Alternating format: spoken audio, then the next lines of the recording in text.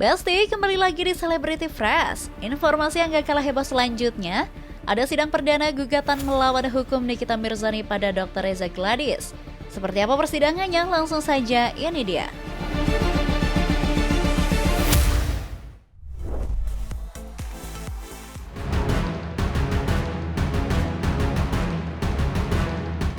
Besti, sidang perdana terkait kasus perdata di mana Nikita Mirzani melaporkan Dr. Reza Gladys dengan tuntutan perbuatan melawan hukum akhirnya digelar.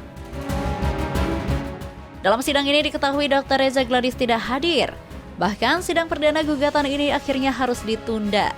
Bahwa terkait dengan hal ini turut tergugat belum bisa datang, tapi tidak memberikan alasan yang jelas kenapa ketidakhadirannya itu menyebabkan sampai tidak bisa datang, kan? Patut dipanggil sekali lagi secara hukum. Nanti kalau misalnya dalam pemanggilan itu yang patut turut tergugat tidak hadir juga, maka hakim bisa mengambil keputusan apakah itu bisa dilanjutkan dengan tanpa kehadiran turut tergugat atau nanti dilanjutkan dengan pemanggilan sekali lagi. Tapi biasanya hukum acaranya 2 kali pemanggilan patut secara hukum tidak hadir, tidak memberikan keterangan yang jelas, maka hakim menganggap bahwa pihak yang tidak hadir itu telah melepaskan haknya dalam proses hukum ini. Sedangkan pihak kuasa hukum Dr. Reza Gladys menegaskan bahwa sidang perdana ini hanya sekedar untuk memeriksa berkas saja nih Besti. Persidangan hari ini hanya sebatas untuk memeriksa berkas ya para pihak. Ya, dan kami mewakili dari tergugat 1 dan tergugat 2. Dan kemudian hari ini dibatalkan, bukan ditunda ya maksudnya, untuk kemudian 2 minggu ke depan. Laporan Nikita terhadap Reza Gladys sendiri dilakukan karena Nikita merasa dirinya ditipu dan membuatnya mengalami kerugian, baik secara material maupun imaterial, yang totalnya mencapai ratusan miliar. Ada kerugian material itu artinya kerugian yang nyata ya, yang sesuai dengan kesepakatan. Kemudian itu tidak lagi dalam kekuasaannya karena sudah dijadikan bukti dalam perkara pidana ya. Itu kerugian material sesuai dengan apa yang disepakati ya, yaitu 4 miliar. Kemudian ada kerugian yang timbul karena kelalaian ya. Itu berapa total miliar? 40 miliar. Ya. Itu ada kerugian imaterial ya 200 miliar. Pihak Nikita Mirzani juga menyebut bahwa Dr. Reza Gladys melakukan perbuatan melawan hukum dengan cara membujuk rayu demi mendapatkan bukti untuk menggugat Nikita Mirzani. Diduga tergugat ini, diduga ya bahwa tergugat ini juga telah melakukan ya perbuatan melawan hukum dengan cara membujuk rayu, ya kan? Untuk melakukan kerjasama. Setelah terjadi kerjasama, kemudian hasil kerjasama itu dijadikan bukti untuk melaporkan penggugat ini di kasus pidana.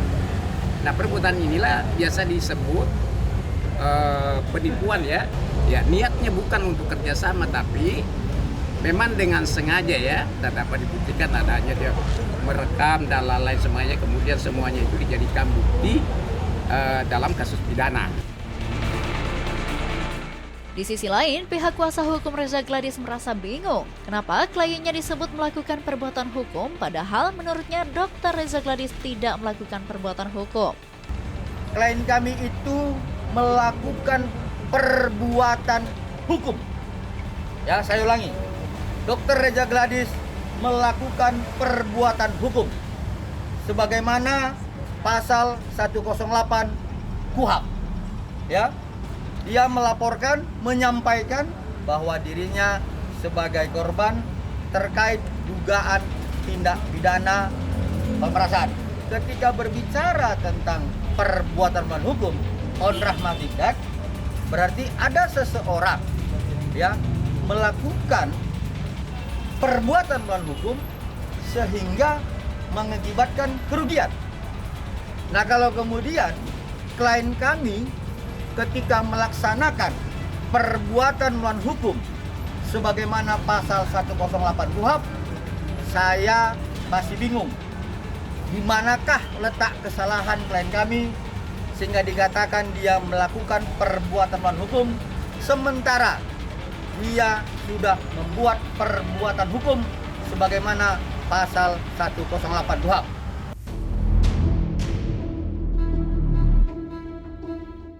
Perselisihan antara Nikita Mirzani dan Dr. Reza Gladys semakin memanas ketika Nikita Mirzani turut melaporkan dugaan suap yang terjadi dalam persidangan kasus pemerasan antara dirinya dan Reza Gladys yang melibatkan JPU dan hakim. Panggilan itu, surat itu adalah surat dari KPK, benar diterima minggu kemarin oleh Nikita itu sore ya.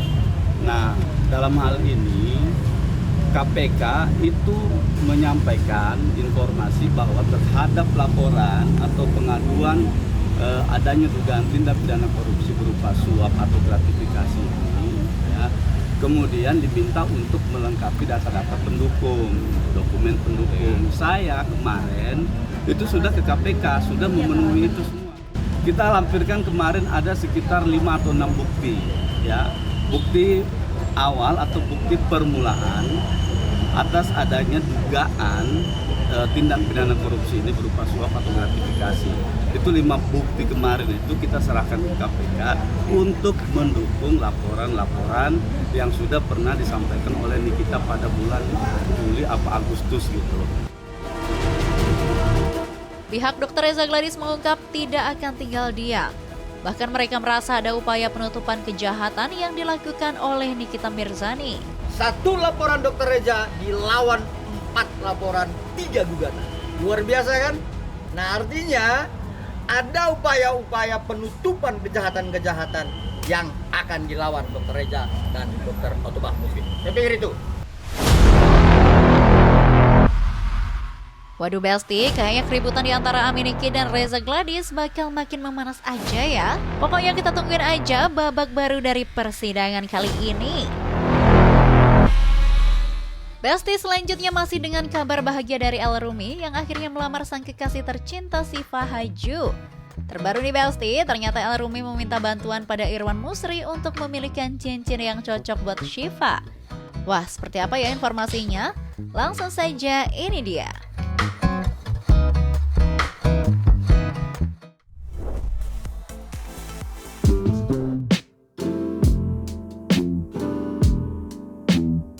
Besti, dunia maya masih heboh aja nih sama kabar soal Syifa Haju yang dilamar oleh sang kekasih El Rumi dengan super romantis dan dilakukan di Swiss. Tapi Besti, yang menjadi perhatian netizen tentu saja cincin yang diberikan El pada Syifa. Pasalnya Besti, cincin seharga hampir 1 miliar ini dibeli oleh El Rumi berdasarkan rekomendasi dari sang daddy Irwan Musri. Wah, emang cocok banget sih Besti, nanya ke Om Irwan. Terus persiapan bikin cincin berapa lama kemarin tuh? Berapa ya? Berapa lama tuh? Sebulan, 2 bulan. Nah, gak tau kamu ngomong ini berapa lama tuh? 2 bulan lah, sebulan 2 bulan. Ya? Jadi lucu guys, pengen dia gak tahu sudah dia dijadiin. Makasih Dede, ya karena aku gak ngerti kan. Berarti bukanya gini, Udah, gitu aja. Mau yang kotak? yang kotak ada, jadi biar kayak Antar, oke.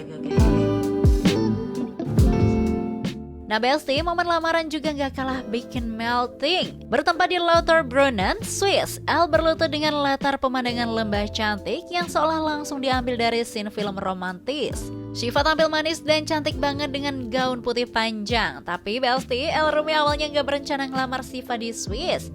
Rencana pertamanya yaitu di kota London, tepatnya di depan menara Big Ben. Tiba-tiba El berubah pikiran. Terus aku tadi bikin Big Ben cuman kayak emang Kan rame. iya kan emang kayak jam 5 pagi, jam 6 pagi gitu. Oh, wow. Cuman kayak udah banyak gitu ya di sana. Iya. Cuman belum tahu sih kalau nanti tiba-tiba berubah pikiran. Cuman plan awalnya di Big Ben, terus sekarang mau pindah ke Swiss aja kayaknya. Biar lucu aja gitu. Tapi Besti, yang paling menyentuh dari semua ini adalah kebahagiaan Syifa Haju yang akhirnya berhasil menemukan pasangan hidup yang tepat. Apalagi setelah masa lalu cintanya sama Rizky Nazar yang kandas setelah hampir 5 tahun berjalan. Banyak netizen yang kembali mengingat momen di mana Syifa Hajjo mengungkit soal waktu pacaran yang terlalu lama. Iya, ada benernya. Syukur-syukur nikah. Kalau enggak, lumayan ya, bertahun-tahun juga. Kelamaan tuh berapa tahun? Nggak tahu ya, 5 tahun sih udah lama banget. Ya 5 tahun kelamaan sih. 5 tahun kelamaan. Gue 4 tahun ya. Saya pacaran umur 23. Umur 28 belum diajak nikah. Bete sih. Tete sih.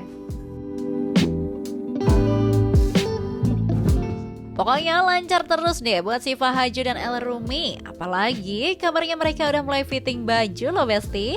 Duh, makin gak sabar ya ngeliat momen pernikahan mereka. Oke Besti, stay tune terus di Celebrity Fresh karena setelah ini masih ada informasi seru lainnya. So, tetap di Celebrity Fresh.